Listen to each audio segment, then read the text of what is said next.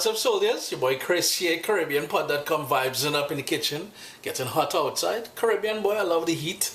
But we inside today. There were a number of requests for side dishes. So today I'm making a quick something there for lunch, and I thought I'd film it to share with you guys. We're making okra rice. Some coconut milk is going to go in there. I notice I have a little bit of pumpkin left back in the fridge there, so I'm going to toss that in there, and I'm going to, mix things up a little bit.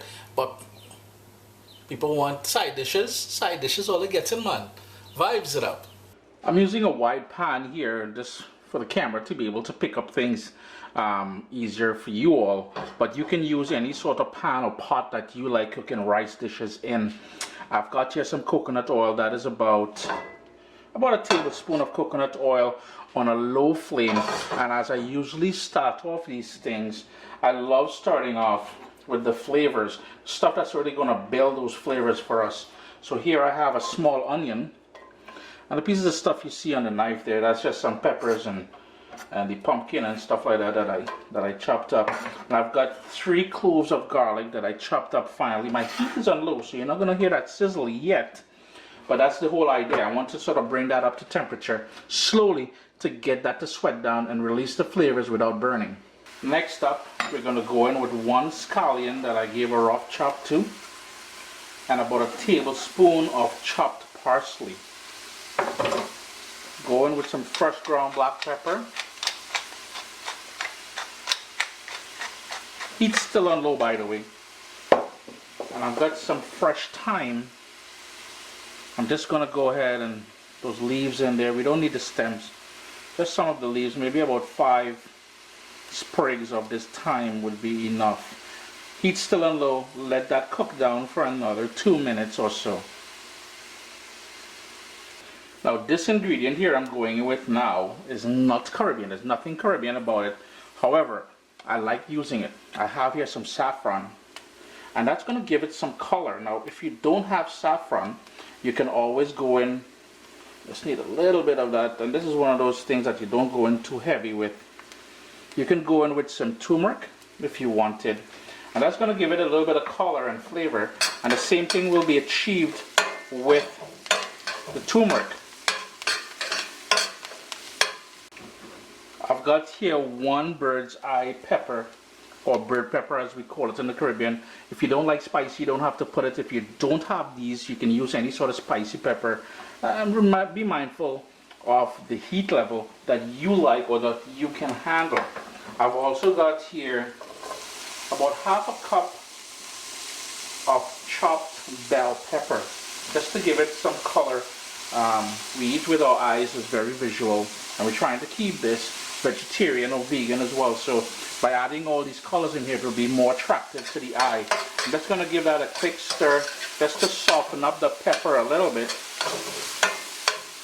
Now this is probably going to be one of the only times you will ever see me use rice and not wash it, and I'm going in with some jasmine rice, and I want about 2 cups of that jasmine rice in there. And the reason why I'm going in, and now this is something very rare you would see being done in the Caribbean.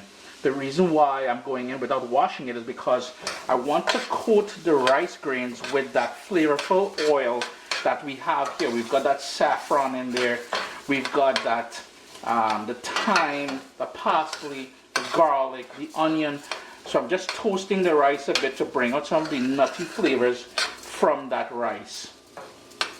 I'm going to now turn my heat up to medium, and I'm going to go in. It's been toasting. That rice it's been coated with that flavorful oil, and it's been toasting for about 3 minutes. Just going to give that a quick stir one more time. The other 2 ingredients to go in here, and this one is totally optional. I found some pumpkin in my fridge, so I'm going to go in with some pumpkin, some diced pumpkin, and that is just about 1 cup of diced pumpkin, followed by the star of the show, the chopped okra. And I have here, I think it's probably about 12 of these small ones here, these baby ones here, washed, took off the tips and the stem, and I gave them a slice on the diagonal.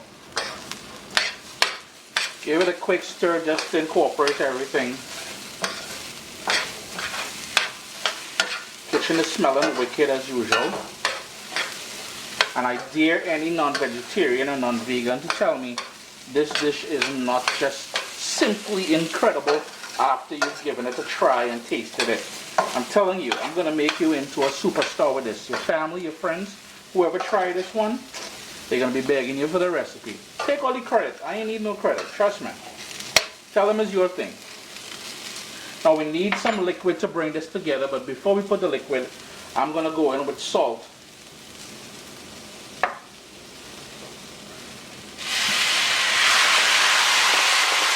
And we've got coconut milk. So 1 can of coconut milk, which is about 1.5 cups of coconut milk. And I'm going to go in with 1.5 cans of water in there. You can use vegetable stock if you're doing this with a sort of without being mindful of being vegetarian or vegan. You can go in with chicken stock as well.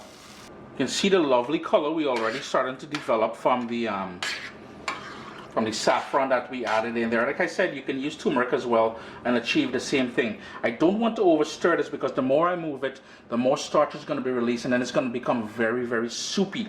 Now keep in mind that okra is going to give it a sort of a slimy element as well too. Not in a bad way, in a good way.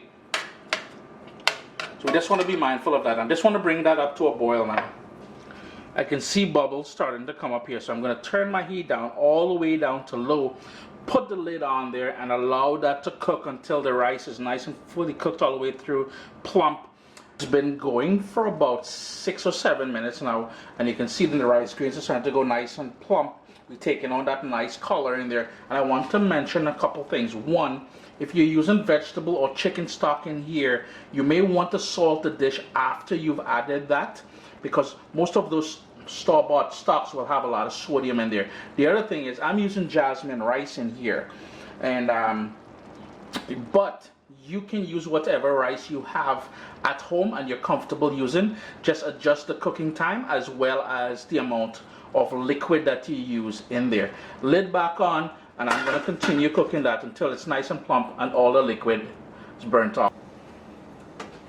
It's been going now for about 15 to 17 minutes. The grain of rice is nice and plump. Now here's the thing, guys. Remember I mentioned, depending on the rice you use, you will need to adjust the cooking time and the amount of liquid.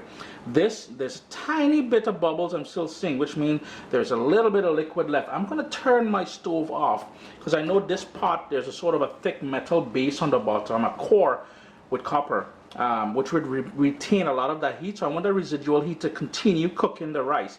I'm going to turn off the stove and I'm going to put the lid on there, and we're going to allow that to sit for a good 15 minutes. After it's been sitting there for that 20 minutes or so covered, you notice the rice will go even more nice and plump. I'm using a fork now just to fluff up the rice and to bring it all together. Chris here, CaribbeanPod.com. Always a pleasure to have you guys here in the kitchen with me. Okra rice. We tossed in a little bit of pumpkin because we had some in the fridge there. The recipe itself is very easy to put together, quite tasty. And like I said, there's been a lot of requests for side dishes, so there you go. Remember to leave comments down below if you have a question or something. You can leave it there. I usually answer any question or any sort of comment that's left the first 24 hours of the video going live. Do give the video a thumbs up, give it a try, and God bless.